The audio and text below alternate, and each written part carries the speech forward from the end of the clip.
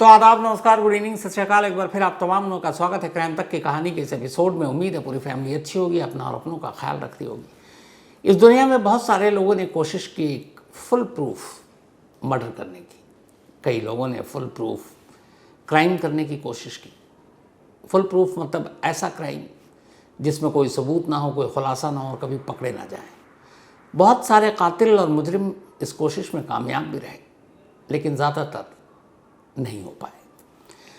आज की कहानी एक ऐसे स्टूडेंट की है जो पीएचडी कर रहा था, गोल्ड मेडलिस्ट, पूरा एकेडमिक करियर शानदार, बेहतरीन, तेज दिमाग, पढ़ने में लाजवाब, और उसे एक कत्ल करना था।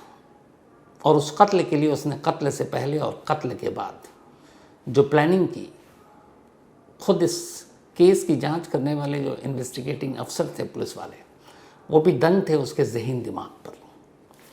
इस कहानी की शुरुआत होती है 30 मई 2016 को। 30 मई 2016 को कर्नाटक के हुबली इलाके में एक खेत में एक लाश मिलती है। कुछ किसान उस रास्ते से गुजर रहे थे। खेत के बीच में कुछ कच्चे रास्ते थे जहाँ से अमूमन लोग कम गुजरते थे, और उस वक्त कुछ बारिश भी हुई थी तो उधर से कम जा रहे थे। लेकिन एक रोज़ एक किसान गुजरा और उसने देखा कि एक लाश जो बुरी तरह ख़राब हो चुकी है, आधी ज़मीन के अंदर आधी बाहर। उसने फ़ौरन पुलिस को खबर दी। पुलिस मौके पर पहुंचती है। लाश की हालत सचमुच ख़राब थी, कपड़े भी गल चुके थे। लेकिन हैरत की बात यह थी कि उस लाश के गले में एक सोने का चेन था जिस पे एक लॉकेट था। उस लॉकेट पर डबल ए लिखा हुआ था। इसके अलावा और कोई प्रूफ नहीं, कोई सबूत नहीं, आसपास कोई फ़ोन नहीं मिला। पुलिस ने लाश को कब्जे में लिया, मॉर्चरी भेज दिया। इन्वेस्टिगेशन शुरू हुई। वक्त बीतता रहा, कोई क्लू नहीं मिला। आसपास के जितने पुलिस स्टेशन, सब जगह मिसिंग कोई ऐसे ही रिपोर्ट दर्ज हुई है, उसको भी खंगाला गया, लेकिन कोई फ़ायदा नहीं। पुलिस बिल्कुल अंधेरे में। लाश किसकी है, मरने वाली कौन है, क्योंकि उसको देखकर ये रिपोर्ट से पता चल गया कि ये किसी फीमेल की लाश है जिसकी उम्र करीब 20 से 25 साल के दरमियान है। अब पुलिस हर तरफ से कोशिश कर रही है, लेकिन कोई फ़ायदा नहीं, कोई सुराग नहीं। 30 मई को ये लाश मिली थी। उसके बाद जून, जुलाई, अगस्त, सितंबर, 4 महीने बीत गए, कुछ फ़ायदा नहीं। तभी अक्टूबर का महीना आता है और 24 अक्टूबर को एक शख्स जिनका नाम गिरिधर, वो पुलिस स्टेशन पहुंचते हैं और कहते हैं कि उनकी बेटी लास्ट 29 अक्टूबर 2014 से गायब है। 29 अक्टूबर 2014, और रिपोर्ट लिखाने अब वो आ रहे हैं 16 में। पुलिस ने पूछा कि इतने महीनों से आपकी बेटी गायब है, इतना टाइम क्यों लिया? उन्होंने कहा हमने हर तरफ ढूंढा, फिर ये हुआ कि पुलिस तक जाएंगे तो ख़ानदान तक बात जाएगी, पड़ोसियों तक बात जाएगी, जवान लड़की है, बेइज्जती महसूस होगी, बदनामी होगी, इसलिए हम अपनी तरफ से ढूंढ रहे थे। फिर ये लगा था वो कहीं चली गई होगी। लेकिन अब जब इतने महीने बीत गए तो हमें कुछ लगा कि गड़बड़ तो नहीं, और इसीलिए हम रिपोर्ट लिखाने आए। अब लाश मिलने के कई महीने के बाद पता चला कि जिस लड़की की लाश मिली थी उसका नाम अर्पिता है। अर्पिता एक बीएससी की स्टूडेंट, एग्रीकल्चर में पढ़ाई कर रही थी। ठीक ठाक थी पढ़ाई करने में, और वो इसी हुबली सिटी में पढ़ाई कर रही थी, ग्रेजुएशन, बीएससी सेकेंड ईयर की स्टूडेंट थी। अब लाश किसकी है तो पता चल गया, लेकिन अर्पिता का मोबाइल नहीं मिला। खैर, उसका नंबर घर वालों से पता चला। अब उस नंबर के कॉल डिटेल रिकॉर्ड निकाले गए। उस कॉल डिटेल को शॉर्टलिस्ट किया गया, उसको छाना गया। जितने भी उसके कॉलेज के दोस्त थे, रिश्तेदार थे, पड़ोसी थे, जिन जिन लोगों से मिलना जुलना था, हर एक से पूछताछ की गई, लेकिन कोई फ़ायदा नहीं हुआ। कोई ऐसे नंबर जिस पे कुछ डाउट हो, कोई कामयाबी नहीं। पुलिस तफ्तीश करती रही, हाथ अब भी कुछ नहीं लगा है। इसी बीच में होता यह है कि 2015 में एक कत्ल होता है MM कलबुर्गी। ये बहुत ही मशहूर केस था। वाइस चांसलर कन्नड़ यूनिवर्सिटी के हम्पी, इनका कत्ल हो गया था, MM कलबुर्गी का। ये मामला बड़ा पॉलिटिकल इशू हो गया, तो ज़्यादातर पुलिस फोर्स इस केस को सुलझाने में लग गई। अब इस केस के चक्कर में, क्योंकि बेंगलुरु और ये सारी, जो अर्पिता का केस था वो हाशिए पे चला गया। एक लंबा वक्त लगा कलबुर्गी साहब के कत्ल के केस को सुलझाने में। अर्पिता का केस ठंडे बस्ते में रहा। फिर वो केस शांत हुआ तो अब पुलिस दोबारा से इसकी तफ्तीश में जुटती है। 30 अगस्त 2015 को बल्कि कत्ल हुआ था कलबुर्गी साहब का, तो उसमें ये जांच चल रही थी। अब पुलिस फिर से जांच करती है, खंगालती है कॉल डिटेल रिकॉर्ड, इतने लोगों से पूछताछ हुई, कोई फ़ायदा नहीं। फिर एक एक करके सारे दोस्तों से पूछताछ होती है। इन्हीं दोस्तों से पूछताछ के दौरान जब बातचीत हुई तो कॉल डिटेल रिकॉर्ड और के हिसाब से और पुराने दोस्तों के हिसाब से जो लिस्ट निकाली पुलिस ने, तय किया कि एक एक दोस्त से बात करेंगे। उनमें से एक दोस्त का नाम आया अरुण। अभी अरुण नाम का जो दोस्त था, इसके नंबर कॉल डिटेल रिकॉर्ड में भी थे अर्पिता के, पर अरुण हुबली में नहीं बल्कि बेंगलुरु में पढ़ रहा था और वो उस वक्त पीएचडी कर रहा था। ग्रेजुएशन में कभी अरुण और अर्पिता एक साथ पढ़ा करते थे एग्रीकल्चर यूनिवर्सिटी में, लेकिन फिर बाद में वो कॉलेज से निकल गया और अर्पिता शायद फेल कर गई, तो वो थोड़ा पीछे रह गई। उसके बाद उसने अपनी पढ़ाई जारी रखी।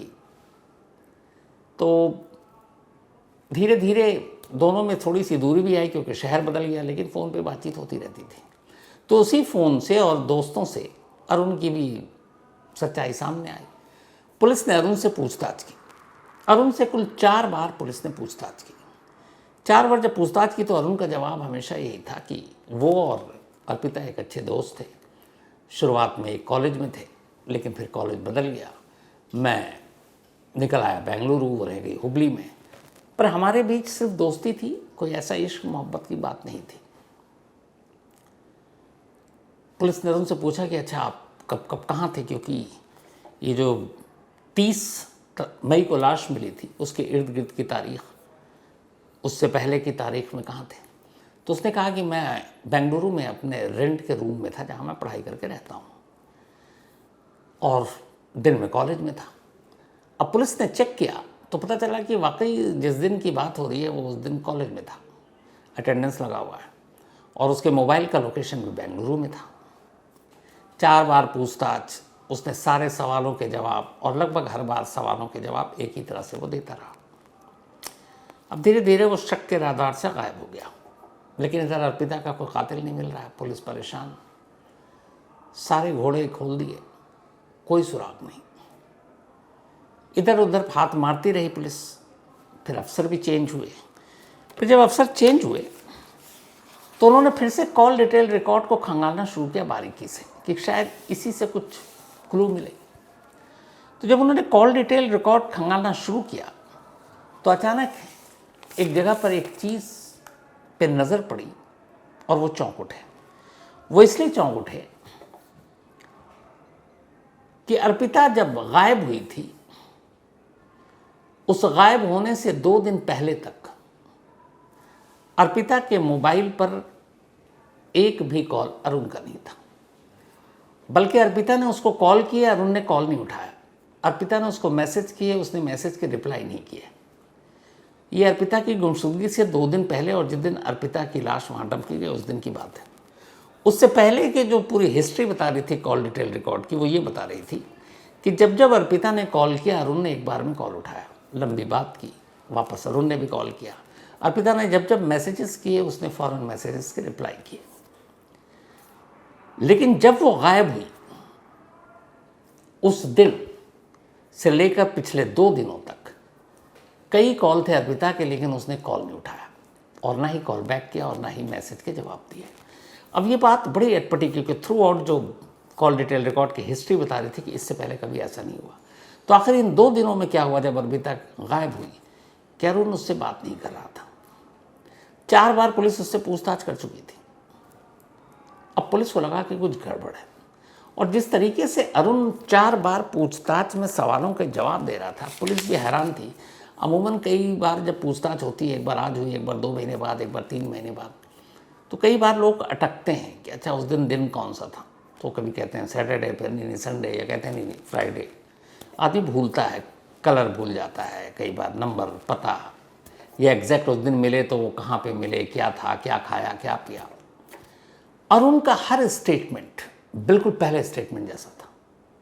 वो जब जो कहता उसी चीज़ को वो 4 बार जब पूछताछ हुई एक एक चीज़ रिपीट करता। मतलब उसके स्टेटमेंट में कहीं भी एक भी चीज़ मिसमैच नहीं थी बाकी के स्टेटमेंट से। अब कोई भी शख्स ये तभी कर सकता है जब वो बिल्कुल तैयारी करके आया हो। अब पुलिस को लगा कि यार इसके स्टेटमेंट रिटर्न में थे, साइन भी कराया, हर स्टेटमेंट को पढ़ा तो उस स्टेटमेंट में एक भी गड़बड़ झाला दिखाई नहीं दिया। वो कहीं अपने स्टेटमेंट से पीछे ही नहीं हटा। जो उसने पहली बार कहा वही दूसरी बार, वही तीसरी बार, वही चौथी बार। और कोई दोस्त इस तरीके से रडार पे नहीं आ रहे हैं, कोई मोटिव पता नहीं चल रहा है। लेकिन कॉल डिटेल रिकॉर्ड जब अर्पिता गायब हुई उस दिन, उससे 2 दिन पहले एक बार भी बात नहीं। और सबसे अजीब बात यह कि अर्पिता के कॉल का रिप्लाई न करना और मैसेज का जवाब नहीं देना, ये पिछले के हिस्ट्री से बिल्कुल अलग था। तो इन 2 दिनों में ऐसा क्या हुआ? अब पुलिस को डाउट हुआ, 4 बार पूछताछ कर चुकी थी और पुलिस इतने अब अरुण को खामोशी से एक तरह से नज़र रख रही है, उसके बारे में खंगाल रही है।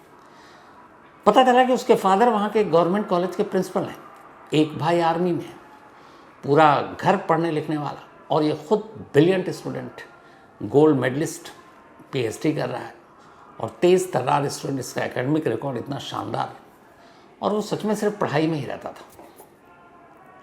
लेकिन ये 2 दिन का गैप कॉल और मैसेज का पुलिस को खटक रहा था। पुलिस ने कहा कि अगर फिर से अरुण को ये हुआ तय कि बुलाकर पूछताछ करते हैं। उन्होंने कहा ये जितना ब्रिलियंट है फिर पुलिस को घुमाएगा, तो क्या किया जाए। आयु ने अपने सीनियर अफसरों से बात की। उन्होंने कहा कि एक काम करते हैं, बिना अरुण को बताए हुए सीधे बेंगलुरु चलते हैं। पता अरुण का लिखा ही हुआ था, और उसके कमरे पर चलकर उसके कमरे की तलाशी लेते हैं, शायद हमें कोई सबूत मिल जाए। तय हुआ कि ठीक। अब हुबली पुलिस की एक टीम बिना अरुण को इन्फॉर्म किए हुए बेंगलुरु पहुंच जाती है। बेंगलुरु में सीधा अरुण के दरवाजे पर दस्तक देती है। अरुण दरवाज़ा खोलता है, सामने वही पुलिस वाले जिनसे वो 4 बार सवाल जवाब कर चुके थे। उनको देखकर वो हैरान, क्योंकि इन्फॉर्म किया नहीं। पुलिस वाले भी उसको मुस्कुरा कर कहते हैं कोई ऐसी सीरियस बात नहीं है, बस बेंगलुरु केस के सिलसिले में आए थे, आपसे 2-4 सवाल और पूछने हैं।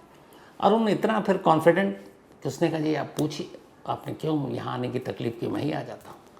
उन्होंने कहा नहीं, आराम से इधर उधर की बात की, उसको ये एहसास ही नहीं कराया कि उसके ऊपर डाउट है। बातचीत करते हुए अचानक पुलिस ने कहा कि हमें अपने आप को संतुष्ट करने के लिए आपके कमरे की तलाशी लेनी है।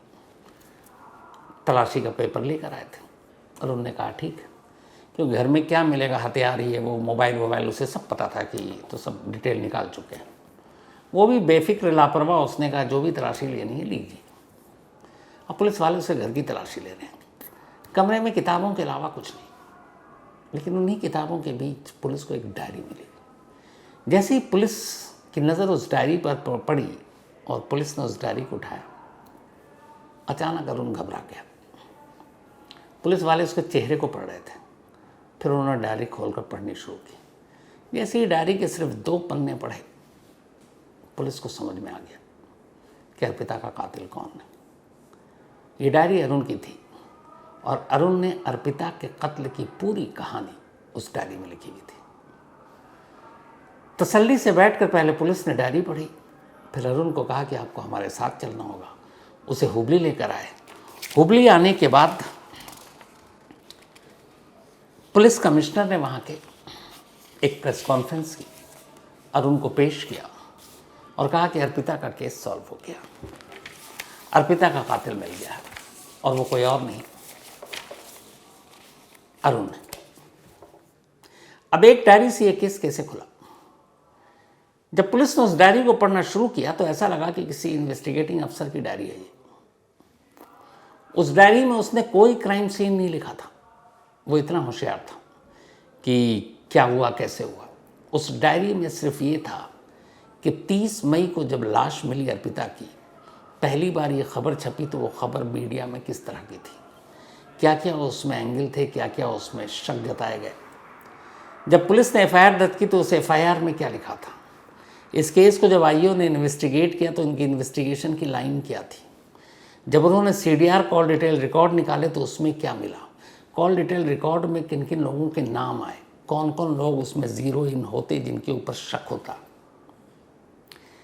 जिन लोगों से सवाल किए गए पेरेंट्स से, कॉलेज में दोस्तों से और जानकारों से उनसे किस तरह के सवाल किए गए, ये सारी चीज़ें उसने लिखी। और उसके बाद ये लिखा कि अगर यही सिचुएशन मेरे साथ आएगा तो मुझे किन किन सवालों का सामना करना पड़ेगा, मुझे उन सवालों के जवाब कैसे देने होंगे, मुझे अगर कॉल डिटेल रिकॉर्ड पर जवाब देना होगा तो क्या दूंगा।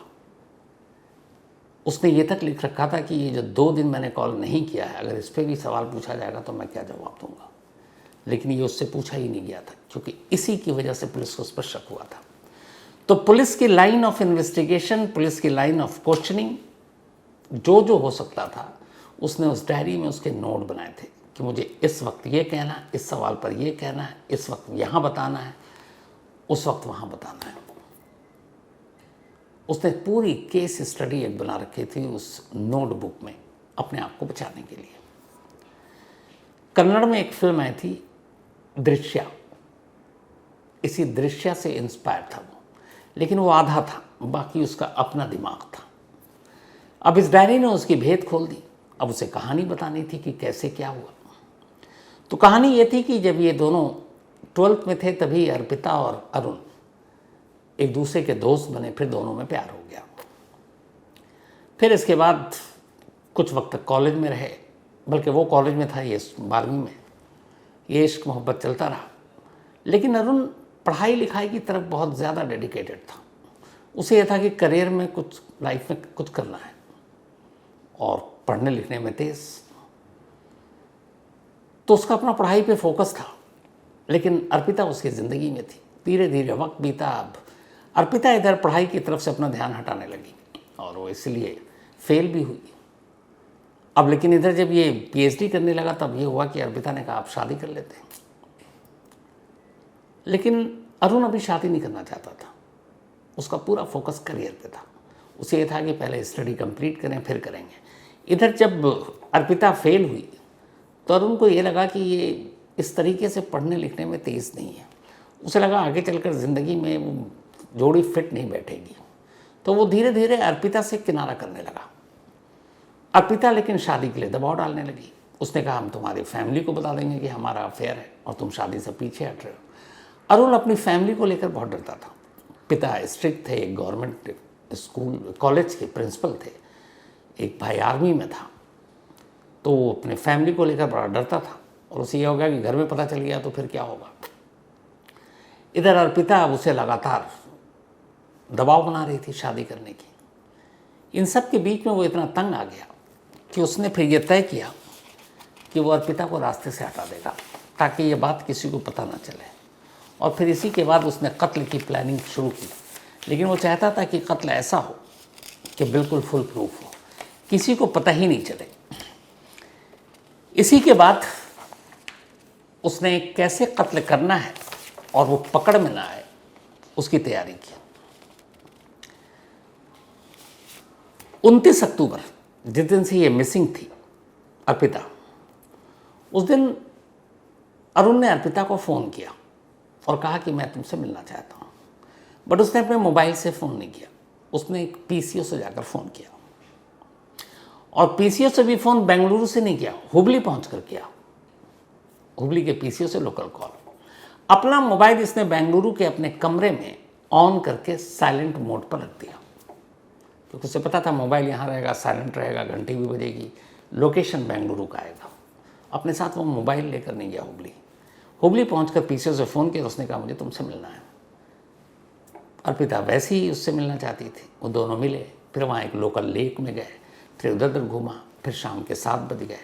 एक ऑटो रिक्शा से दोनों शहर के थोड़ा बाहर निकले। एक सुनसान जगह पर ऑटो रुकवा कर अब ये दोनों पैदल चलने लगे। लगभग अंधेरा हो चुका था। मौका देखते ही अरुण ने अर्पिता के ही दुपट्टे से उसका गला घोंट दिया। गला घोंटने के बाद वहीं पास में खेत में एक गड्ढा किया। 1-2 दिन पहले बारिश हुई थी, मिट्टी गीली थी, ज़्यादा टाइम भी नहीं लगा। और फिर उस गड्ढे में लाश को दफना दिया। लेकिन वो पूरी तरह से नहीं दफना पाया था। बाद में और बारिश हुई, मिट्टी हट गई, लाश का कुछ हिस्सा बाहर आ गया। और उसके बाद ये सब करने के बाद उसी रात ये हुबली से वापस बेंगलुरु पहुंच गया और बेंगलुरु में अपना नॉर्मल रहने लगा। लेकिन उसे पता था कि एक रोज़ लाश भी मिलेगी, एक रोज़ पुलिस जांच भी करेगी और एक रोज़ उसका भी नाम आएगा क्योंकि वो उसके साथ रिलेशनशिप में रहा। और ये भी पता था कि उसका मोबाइल वो ले भी लेगा तो भी कॉल डिटेल रिकॉर्ड्स में उसका नाम आएगा। तो मोबाइल अपने साथ ले गया, वो मोबाइल को फेंक दिया उसने नदी में, लेकिन सिर्फ मोबाइल फेंका था। पिछले कॉल डिटेल रिकॉर्ड तो वो फेंक ही नहीं सकता था, न मिटा सकता था। तो ये सब करने के बाद भी उसे इतना यकीन था कि एक रोज़ पुलिस इस लाश को निकालेगी, ये पुलिस तक लाश पहुंचेगी और इस कत्ल की कहानी खुलेगी और उस कत्ल की जांच में वो भी आएगा। और उसी की तैयारी उसने शुरू की। 1.5 साल तक तैयारी करता रहा। हर डायरी पे आने वाले वक्त में क्या होगा, कैसे होगा, नोट करता रहा, लिखता रहा। लेकिन सिर्फ उसकी एक खुद के बचाव के लिए जो चालाकी थी कि मोबाइल रखा, लेकिन 2 दिन तक कांटेक्ट नहीं किया। अब उस डायरी में ये भी था कि 2 दिनों तक कांटेक्ट इसलिए नहीं करना है ताकि लास्ट कॉल, लास्ट मैसेज में अक्सर क्राइम के केस खुल जाते हैं। तो वो नहीं चाहता था कि वो लास्ट मैसेज या लास्ट कॉल उसका हो, क्योंकि सबसे पहले पुलिस किसी भी क्राइम में जो लास्ट 2-4 कॉल होते हैं उनसे पूछताछ करती है और वो चाहता था पूछताछ में उसका नंबर बहुत बाद में आए। तो इसीलिए उसने 2 दिन तक कॉल नहीं उठाया, मैसेज आया रिप्लाई नहीं किया, खुद कॉल नहीं किया, क्योंकि वो अर्पिता की मौत से पहले के आखिरी 2-4-5 लिस्टेड जो कॉल करने वाले थे या मैसेज करने वाले थे उनसे दूर रहना चाहता था। और यही एक गलती पुलिस के लिए शक की वजह बन गई, जिसकी वजह से पकड़ा गया। बाद में इस मामले में पुलिस ने चार्जशीट दाखिल की, पढ़ाई छूट गई, लेकिन फिर 2.5 साल के बाद अरुण को जमानत मिल गई। ये कोर्ट में अब भी लोअर कोर्ट में ये मामला चल रहा है कत्ल का अर्पिता के, लेकिन अरुण इस वक्त जमानत पर बाहर है। लोअर कोर्ट के फैसले का इंतज़ार है। फैसला शायद अब जल्दी आ जाए, इस बात की उम्मीद है। तो ये थी कहानी एक ऐसे कातिल की जो पुलिस से 2 कदम आगे रहना चाहता था, लेकिन वही होता है कि कई बार छोटी छोटी गलतियां भी आपके सारी जो प्लानिंग है उसकी धज्जियां उड़ा देती हैं। तो फिलहाल कहानी में इतना ही, लेकिन कहानी ख़त्म करूँ उससे पहले वही अपना सिलसिला। आज मंसूर आलम, इनका बर्थडे है, तो हैप्पी बर्थडे मंसूर साहब। और ये भेजा है शगुफ्ता ने। इसके अलावा अनिल सिंह तोमर, इनका भी आज बर्थडे है, हैप्पी बर्थडे अनिल भाई। और ये भेजा है सुमित तोमर ने। साथ ही गुंजन पांडे, इनका भी आज जन्मदिन, हैप्पी बर्थडे गुंजन साहब। और ये भेजा है निरंजन ने। इसके अलावा रवि शेखावत, इनका भी आज बर्थडे है, हैप्पी बर्थडे रवि शेखावत भाई। और ये भेजा है अनिल शेखावत ने, उनके भाई हैं। साथ ही आज अस्मा खातून, इनका भी बर्थडे है, हैप्पी बर्थडे अस्मा। और ये भेजा है नीलिमा ने। इसके अलावा गुरिंदर सिंह, इनका भी आज बर्थडे है, तो हैप्पी बर्थडे गुरिंदर जी। और ये भेजा है सतविंदर जी ने, उनके ब्रदर हैं। साथ ही आज शिल्पा उपाध्याय एंड रवि उपाध्याय जी की एनिवर्सरी है। तो शिल्पा जी और रवि साहब, आप दोनों को बहुत बहुत मुबारक, बधाई, हैप्पी एनिवर्सरी। और ये भेजा है नीरज, खुशबू, अंकित, इसके अलावा जूही, किशन एंड काजल ने। तो कहानी में आज इतना ही। अब आपसे मुलाकात होगी कल रात 9 बजे किसी नई कहानी के साथ। तब तक अपना और अपनों का ख्याल रखिएगा। Thank you very much.